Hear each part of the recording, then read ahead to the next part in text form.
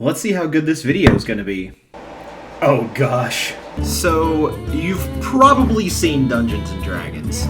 It's been played in popular media like Stranger Things, Gravity Falls, and Onward. You may have even stumbled upon some D&D by checking out this thing called Critical Role. Dungeons & Dragons is literally everywhere. It is not a small hobby. That being said, what are these people doing in these games? What inspires a small gathering of friends to sit around a table and essentially make believe with each other for literal hours on end? Well, my friend, let's go on this journey together and figure out what the heck is Dungeons & Dragons.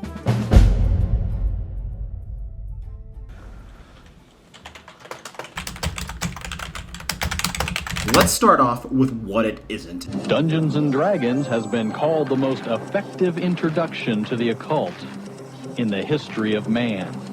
It is a fantasy role-playing game that teaches demonology, witchcraft. D&D isn't sitting around a pentagram worshiping Satan or any other mega evil deity.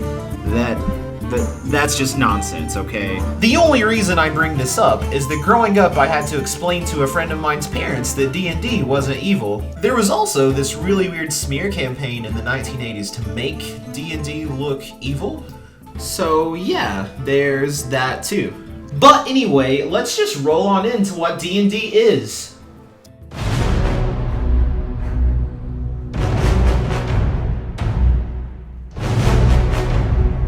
Dungeons & Dragons is like experiencing an awesome and interactive book, movie, or video game with friends.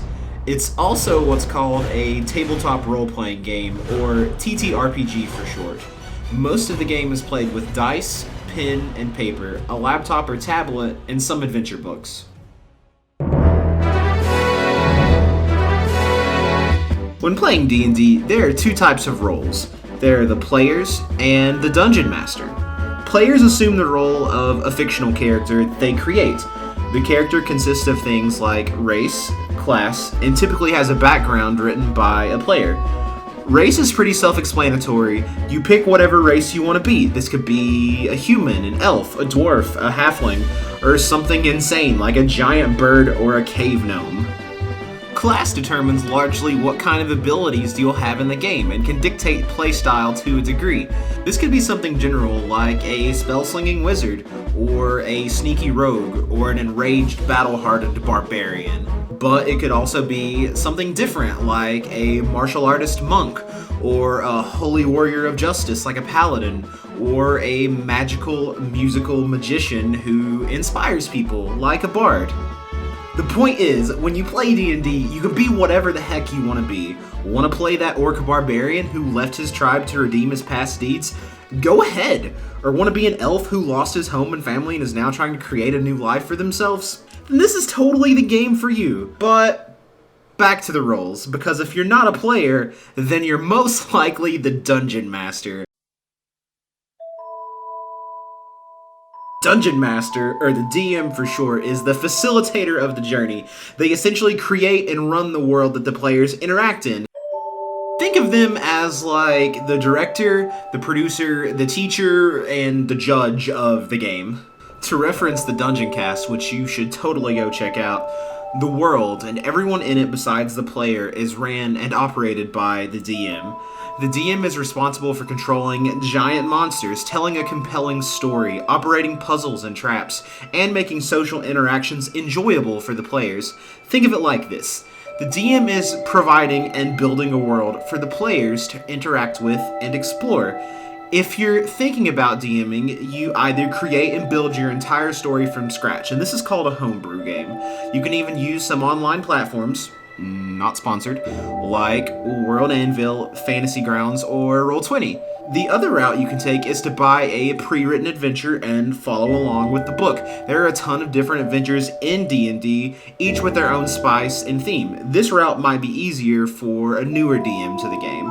Now, wait a second. I've talked about the two roles in the game, but many of you new peoples to D&D may be asking, how do you win at Dungeons & Dragons? Well, the truth is, you don't. D&D isn't that kind of game.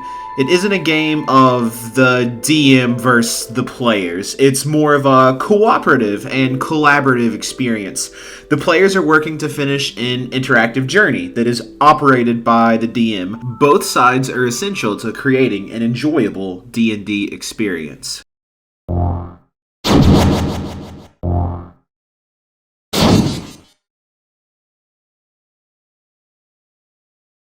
So now that you know what players and dungeon masters are, you probably wonder why the game has a bunch of oddly shaped dice. Dice are used as a means to determine how successful the actions of a player or dungeon master are.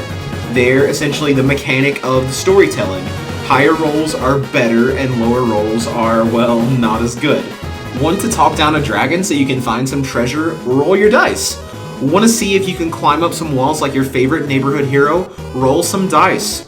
No matter what you do, just roll your dice. Many of the insanely memorable moments in Dungeons & Dragons come from rolling a very high roll like a 20 or a very low roll like a 1.